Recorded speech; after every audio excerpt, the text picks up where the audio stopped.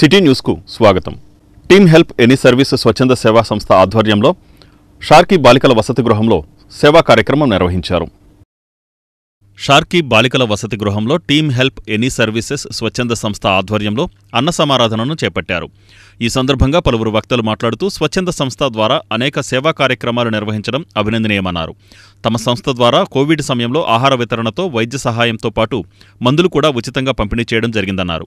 అంతేకాకుండా దాతలు తమ వివిధ ముఖ్య దినాలలో తమ సంస్థకు ఆర్థిక సహాయం చేయగా వాటితో షార్కీ వసతి గృహంలో వారికి కావలసిన నిత్యావసర సరుకులు అందించడం జరిగిందన్నారు. తమ సంస్థ ద్వారా రానున్న రోజులలో మరిన్ని సేవా కార్యక్రమాలు నిర్వహించడం జరుగుతుందన్నారు. ఈ కార్యక్రమంలో గంధం సుబ్బారావు, సుబ్రహ్మణ్యం, అవినాష్, రామకృష్ణ, సాయి తదితరులు పాల్గొన్నారు.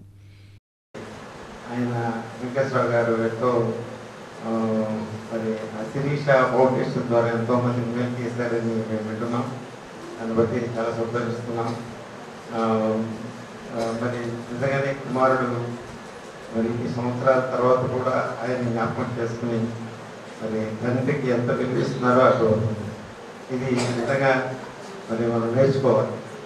తల్లిదండ్రులు ఎంత గౌరవించాలి, వాళ్ళు మనకు చేసినటువంటి మేలుని మళ్ళీ ఎలా జ్ఞాపకం చేసుకోవాలో ఈరోజు సుబ్బారావు గారు చూస్తే నేర్చుకోవాల్సిన ఆవశ్యకత ఎంతైనా ఉంది.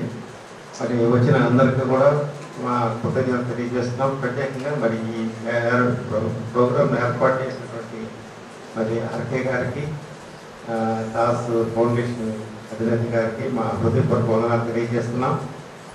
మంచి భోజనం తీసుకొచ్చారు, దానికి మా హృదయపూర్వక వందనాలు తెలియజేస్తున్నాం. అందరిని బట్టి మా కృతజ్ఞతలందరూ మీ అందరికీ మా కృతజ్ఞతలు తెలియజేస్తున్నాం. కార్యక్రమాలు వస్తాయి. దాదాపు 12 ఏళ్ళ వరకు ఈ రోజుకి మరొక వృద్ధాశ్రమాలు కానీ, చిన్నపిల్లల ఆశ్రమం, బాల్స్ కానీ, బాల్స్ హాస్పిటల్ కానీ ఏదో ఒక కార్యక్రమం మా నాన్నపేరున చేయాలని చేస్తూ ప్రతి శివరాత్రికి కళ్యాణ గ్రామంలో కూడా వచ్చే యాత్రలందరికీ మా నాన్నగారి పేరు మీద, గంధం వెంకటేశ్వర గారి పేరు మీద పులిహార ప్యాకెట్ పంచడం అని ఏదో ఒక హెల్పింగ్ చేస్తూనే మనం ఎప్పుడు. ఎందుకు ఇంత కార్యక్రమం చేస్తున్న సుబ్బు ఏంటంటే మా నాన్నగారు నాకు పూర్తని ఆయన దాదాపు 2009 కన్నా ముందు నుంచి ఎప్పటి నుంచో ఆయన నాయుడుపల్లి సెంటర్, వ్యాప్తి సెంటర్, చాలా సెంటర్స్లో ఎండకి వచ్చే యాత్రకు కోసం జనాలకి చలివేంద్ర ఏర్పాటు చేసేవాడు. రోడ్డు పక్కన మట్టి పంపిణీ, చలివేంద్రం, శిరీష స్వచ్ఛంద సంస్థ అనే సంస్థ ద్వారా చాలా మందికి ఆయన స్వచ్ఛందంగానే హెల్ప్ చేసేవాడు. మట్టి ప్యాకెట్ పంచడం కానీ, చలివేంద్రాలు అవ్వడం కానీ ఏదో ఒక కార్యక్రమం ప్రతి ఏటా ఎండాకాలంలో నిర్వహించేవాడు.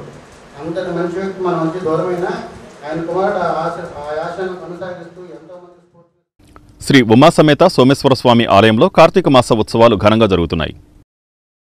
ఎస్ఎన్ గొల్లపాలెంలోని శ్రీ ఉమాసమేత సోమేశ్వర స్వామి ఆలయంలో కార్తీక మాస ఉత్సవాలు అత్యంత వైభవంగా నిర్వహించబడుతున్నాయి. కార్తీక బహుళ ద్వాదశి సందర్భంగా ఆలయంలో భక్తులు పలు ప్రత్యేక పూజలు చేపట్టారు.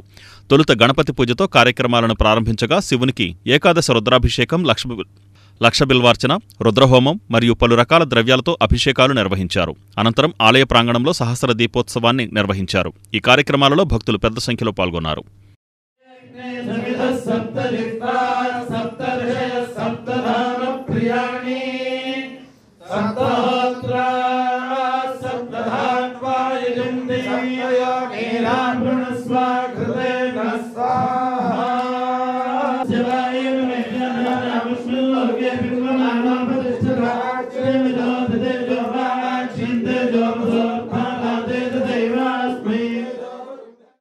ఒక 6 సంవత్సరాలకి పూర్వం భక్తజనులందరూ కలిసి అనేక గ్రామాల నుంచి, పట్టణాల నుంచి అందరూ కలిసి దేవాలయ నిర్మాణం చేసుకుని ఉమా సోమేశ్వర స్వామి, చింతామణి గణపతి, సుబ్రహ్మణ్యేశ్వర స్వామి నవగ్రహాలయ ప్రతిష్టాపన కార్యక్రమాలు జరుపుకొని అప్పటి నుంచి అనేక కార్యక్రమాలు ఈ దేవాలయంలో వైభవంగా జరుగుతున్నాయి.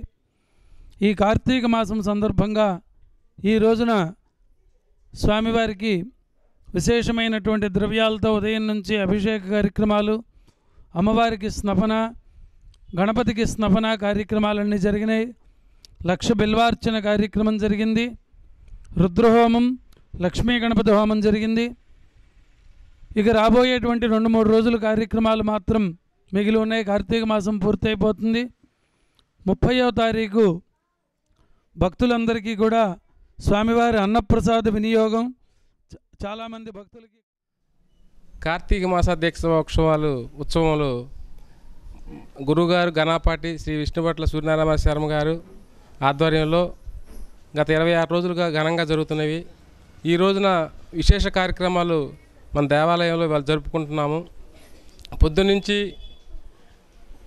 ఏకాదశి రుద్రాభిషేకం, అమ్మవారికి అభిషేకాలు, గణపతికి అట్లాగే వల్లీదేవ సుబ్రహ్మణ్య స్వామికి నవగ్రహాలకి అభిషేక కార్యక్రమాలు, తర్వాత స్వామివారికి అన్నాభిషేకం, ఇవాళ ఈ పూట లక్ష బిళ్ళవార్చన, శ్రీ రుద్రహోమం అన్ని కార్యక్రమాలు ఘనంగా జరుగుతున్నవి.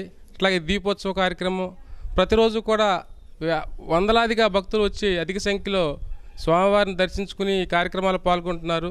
గ్రామస్తులు ఎంతో భక్తి శ్రద్ధలతో ఈ కార్తీక మాస దీక్షోత్సవాలు జరుపుకుంటూ మా శివనామస్మరణతో డిసెంబర్ మాస సామాజిక పెన్షన్లు ఈ నెల 30వ తేదీనే పంపిణీ చేయడం జరుగుతుందని తెలుగుదేశం పార్టీ నాయకులు తెలిపారు. కూటమి ప్రభుత్వం అధికారంలోకి వచ్చినప్పటి నుండి పేదల సంక్షేమానికి అనేక కార్యక్రమాలు చేపట్టడం జరుగుతుందని టీడీపీ నాయకులు గొర్రెపాటి గోపీచంద్ అన్నారు. అందులో భాగంగా సామాజిక పెన్షన్లు ప్రతి నెలా లబ్ధిదారుల ఇంటికి వెళ్లి ఇవ్వడం జరుగుతుందన్నారు. డిసెంబర్ నెల 1వ తేదీన ఆదివారం రావడంతో ఆ నెల పెన్షన్ ఈ నెల 30వ తేదీ శనివారం నాడు ఇవ్వడం జరుగుతుందని ఆయన వెల్లడించారు. అంతేకాకుండా గత ప్రభుత్వంలో ఏదో ఒక కారణంతో ఒక నెల పెన్షన్ తీసుకోకపోతే ఆ నెల పెన్షన్ రద్దు చేయడం జరిగేదన్నారు. దానిని సవరిస్తూ కూటమి ప్రభుత్వం లబ్ధిదారులకు మేలు చేయాలనే ఆలోచనతో ఏదన్నా కారణంతో ఒక నెల పెన్షన్ తీసుకోకపోయినా 3 నెలలకు కలిపి ఒకేసారి పెన్షన్ తీసుకునే వెసులుబాటును కల్పించడం జరిగిందని ఆయన వివరించారు. అదేవిధంగా కృష్ణా, గుంటూరు గ్రాడ్యుయేట్ ఎన్నికల ఓటు నమోదు గడువును డిసెంబర్ 5వ తేదీ వరకు పొడిగించడం జరిగిందని, అర్హులు దీనిని సద్వినియోగం చేసుకోవాలన్నారు. ఈ కార్యక్రమంలో ఆళ్ల మాధవ, పివి ఫణికుమార్, భవిష్య తదితరులు పాల్గొన్నారు. డిసెంబర్కి సంబంధించి పెన్షను 1వ తారీఖున ఆదివారం అవటం మూలంగా ఒకరోజు ముందుగా అంటే శనివారం నాడే పెన్షను ఇవ్వటానికి ప్రభుత్వం నిర్ణయం తీసుకుంది. ఎవరైనా అందనాళ్ళు ఉంటే కొద్దో గొప్ప మిగిలిపోతే మళ్ళీ సోమవారం నాడు కూడా ఇస్తారు. దయచేసి ఇది గమనించాలి. రెండోది ఏంటంటే గతంలో ఒక నెల తీసుకోకపోతే డబ్బులు మురిగిపోయాయి. అంటే ఎట్లా ఎగ్గొట్టాలా అని చూస్తుండేవాళ్ళు. మరి ఇప్పుడు అట్లా కాకుండా 3 నెలలు వరకు దానికి అంటే ఇతరత్ర పనుల మీద ఏదైనా పక్క రాష్ట్రాలకో ఇంకో చాటుకో లేకపోతే ఏదన్నా పనుల మీద వెళ్ళినట్లయితే వాళ్ళకేం కంగారు లేదు. 3 మాసాలది కలిపి 3వ మాసంలో ఇచ్చేస్తారు. దీన్ని సద్వినియోగం చేసుకోవాల్సిగా అందరికీ కోరుకుంటూ, మరి ఇంకొక పెన్షనర్లకు శుభవార్త ఏంటంటే గతంలో ఎవరైనటువంటి వ్యక్తి మరణిస్తే ఇమ్మీడియట్గా అతనికి వచ్చే పెన్షన్ అతని భార్యకి నెక్స్ట్ మంత్లోనే ఇచ్చేస్తారు. గతంలో ఎట్లా ఉండేదంటే మళ్ళీ ఈవిడ అప్లై చేసుకోవటం, సైట్ ఓపెన్ అవ్వలేదంటాం, దాన్ని తాత్సారం చేయటం, ఇట్లా వివిధ కారణాలతో ఆపేసేవాళ్ళు. ఏ వ్యక్తి మరణించినా విడో పెన్షన్ ఆటోమేటిక్గా భార్యకి. ప్రభుత్వంలో ఈ నెలలో పెన్షన్ తీసుకోకపోయినా 3 నెలలది కలిపి 3 నెలలకు ఒకసారి కూడా పెన్షన్ తీసుకోవచ్చు. 3 నెలల్లో తీసుకోకపోతే తర్వాత ఆ పెన్షన్ రద్దు చేస్తారు. మరి గతంలోకి ఇప్పటికీ పెన్షన్లో ఎంత మార్పు వచ్చిందో ప్రజలు గమనించాలి. అదే పెన్షనర్లో భర్త చనిపోతే ఇమీడియట్గా వచ్చే నెలలో మరి భార్యకు కూడా విడో పెన్షన్ ఇవ్వడానికి చంద్రబాబు గారు రూపకాలు పనిచేశారు. గతంలో వైసీపీ ప్రభుత్వంలో విడో పెన్షన్ పెట్టుకోవాలంటే మరి ఏళ్ల తరబడి నెలల తరబడి అప్లికేషన్ పెట్టి తిరగాల్సి వచ్చేది. ఇవాళ ఆ పరిస్థితి అనేది పెన్షనర్లు లేదు. మరి డిసెంబర్ నెల పెన్షను ఆదివారం రావడంతో 1వ తారీఖున ఆదివారం రావడంతో మరి 30వ తారీఖునే పెన్షన్ ఇచ్చేస్తున్నారు. ఇవాళ విడో పెన్షన్లు కానివ్వండి, ఏ పెన్షన్లు అయినా పెంచిన ఘనత 200 రూపాయల నుంచి 2000 రూపాయలు, 2000 రూపాయల నుంచి 4000 రూపాయలు పెంచిన ఘనత చంద్రబాబు గారిది, కూటమి ప్రభుత్వానికి. ఇవాళ పెన్షన్ల మీద అవార్పులు చవాట్లు పేలే వైసీపీ పాలకులు ఏమైపోయారు? పెన్షన్ల మీద సమాధానం చెప్పండి, మీకు దమ్ము ధైర్యం అనేది ఉంటే. అంతేగాని కళ్ళపల్లి మాటలతో.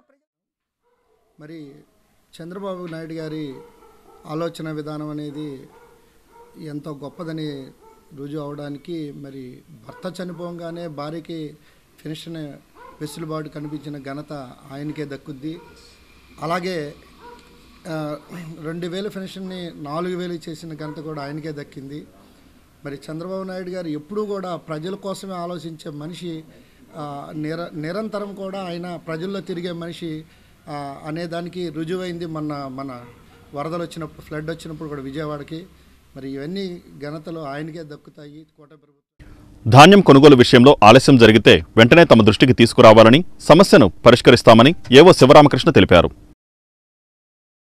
బంగాళాఖాతంలో ఏర్పడిన అల్పపీడనం తీవ్ర వాయుగుండం ఫెంగాల్ తుఫాన్గా మారి ఈ నెల 29-30వ తేదీలలో తీరాన్ని తాకనుందని, దీని ప్రభావం వల్ల కృష్ణా జిల్లాలో ఒక మోస్తరు నుండి భారీ వర్షాలు కురిసే అవకాశం ఉన్నాయని ఐఎండీ సమాచారం మేరకు రైతులు చేతికొచ్చిన పంటను కాపాడుకునేందుకు పరుగులు తీస్తున్నారు.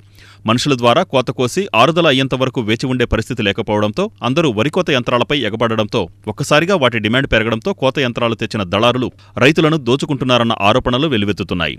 ప్రతి ఏటా గంటకు 2,500 లేక 2,600 కిరాయి తీసుకునే దళారులు ఈ తుఫాను ప్రభావంతో ఏకంగా 3,100 నుండి 3,500 వరకు వసూలు చేస్తున్నారని రైతులు ఆందోళన చెందుతున్నారు. రేట్లు ఈ విధంగా పెంచినప్పటికీ తమ చేతికి వచ్చిన పంటను కాపాడుకునేందుకు రైతులు ప్రత్యామ్నాయం లేక ఆ రేట్లకే కోతలకు ఆ యంత్రాల ద్వారా కోయించుకుంటున్నారు.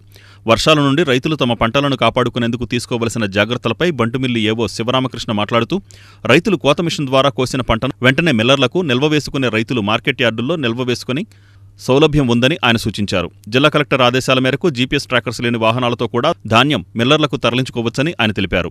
ఎట్టి పరిస్థితుల్లోనూ కోతకోసిన వరి పనులను పంట చేలో ఉంచవద్దని, తుఫాన్ ప్రభావం వల్ల వర్షాలు కురిస్తే పొనపై ఉన్న వరి మొలకెత్తుతుందని, దీంతో రైతులకు నష్టం వాటిల్లుతుందని, కనుక ఎవరూ వారి పనులను పొలంలో ఉంచరాదని తెలియజేశారు. ధాన్యం కొనుగోలు విషయంలో ఆలస్యం జరుగుతుంటే తమ దృష్టికి తీసుకురావాలని, సమస్యను వెంటనే పరిష్కరిస్తామని ఏవో శివరామకృష్ణ తెలిపారు. నా పేరు శివరామకృష్ణ అండి. నేను బండిమల్లి మండల అగ్రికల్చర్ ఆఫీసర్గా పనిచేస్తున్నాను. బండిమల్లి మండలంలో 285 ఎకరాల వరకు వరి సాగు చేయడం జరిగింది. దీనిలో ఇప్పటివరకు సుమారుగా 40% వరకు హార్వెస్టింగ్ చేయడం జరిగింది. హార్వెస్టింగ్ చేసుకున్న ధాన్యంలో ఇప్పటివరకు 39,500 మెట్రిక్ టన్స్ వరకు సివిల్ సప్లైస్ డిపార్ట్మెంట్ ద్వారా రిక్రూట్మెంట్ చేసి రైస్ మిల్కి పంపించడం జరిగింది. ఇంకా దగ్గర సుమారుగా రైతుల దగ్గర 2,500 మెట్రిక్ టన్స్ వరకు ఇంకా హార్వెస్టింగ్ చేసి రైతుల దగ్గర ఉంది. ఈ పెంగల్ తుఫాను ఎఫెక్ట్ స్టార్ట్ అవుతుంది కాబట్టి రేపటి నుంచి మనకు జల్లులు పడే అవకాశం ఉందని కాబట్టి మీ దగ్గర ఉన్న రైతులు అందరూ, మీ దగ్గర ఉన్న ధాన్యం అంతా రైతులు అందరూ ఒక రైస్ మిల్స్కి తరలించవలసిందిగా తెలియజేస్తున్నాను. ఈరోజు నుంచి కలెక్టర్ గారి ఆదేశాల అనుసారం జీపీఎస్ ట్రాకర్స్ లేని వెహికల్స్ ద్వారా కూడా మనకి ధాన్యం తరలించుకోవచ్చు కాబట్టి మీకు దగ్గరలో ఉన్న వాహనాలలో ధాన్యాన్ని నింపి రైస్ సేవా కేంద్రం దగ్గరికి తీసుకొచ్చి ట్రక్ షీట్ జనరేట్ చేయించుకుని మీ రైస్ మిల్లు తరలించిన వల్ల అక్కడ దించుకోవడం జరుగుతుంది. కాబట్టి ఈ విషయాన్ని గమనించి జీపీఎస్ ట్రాకర్స్ లేని వెహికల్స్లో కూడా ధాన్యం తరలించుకోవచ్చు. ఈ రోజు నుంచి రైతులందరూ దీన్ని ఉపయోగించుకోవాల్సిన కోరుతున్నాము. అలాగే బెస్ట్గా ఉన్న వరిని మాత్రమే కోత కోసుకోవాలండి. ఇంకా వారం 10 రోజులు ఆగుతుంది అన్న రైతులు మాత్రం ఇప్పటికి కంగారు పడి కోత కొయ్యొద్దు. అలాగే ఏ రైతు కూడా కోత కోసి పొనని చేలో అలా పెట్టకండి. చినుకులు పడితే పొన పాడైపోద్ది, మొలకొచ్చేస్తుంది. కాబట్టి ఏ రైతు కూడా కోత కోసి చేలో పొనలుగా పెట్టవద్దు. మీ ధాన్యాన్ని కోసిన వెంబటనే సురక్షిత పొంద తరలించుకోండి. మీకు గోడౌన్ కనుక కావాలనుకుంటే బంటిమిల్లి ఏఎంసీలో ఉన్న గోడౌన్ని మీరు ఉపయోగించుకోవచ్చండి. మ్యాక్సిమం మీ రైతులందరూ కూడా కోసిన ధాన్యాన్ని వెంబటనే మిల్లు తరలించుకోవడానికి చూడండి. దీనికి మాత్రం మేమందరం సహకరిస్తాం కాబట్టి మీకు ఎలాంటి సందేహాలు ఉన్నా కానీ వ్యవసాయ అధికారిని సంప్రదించండి. అలాగే మా బండిమిల్లి మండలంలో ఉన్న రైతు సేవా కేంద్రాల్లో ఈ ధాన్యం కొనుగోలు విషయంలో ఎలాంటి సమస్యలు ఎత్తినా కానీ వ్యవసాయ అధికారికి కానీ తెలియజేసినట్టయితే ఏమైనా చర్యలు తీసుకుని మీ ధాన్యాన్ని వెంటనే మిల్లుకి వెళ్ళేలాగా తగు చర్యలు తీసుకోవడం జరుగుతుంది. ఈ వార్తలు ఇంతటితో సమాప్తం. నమస్కారం.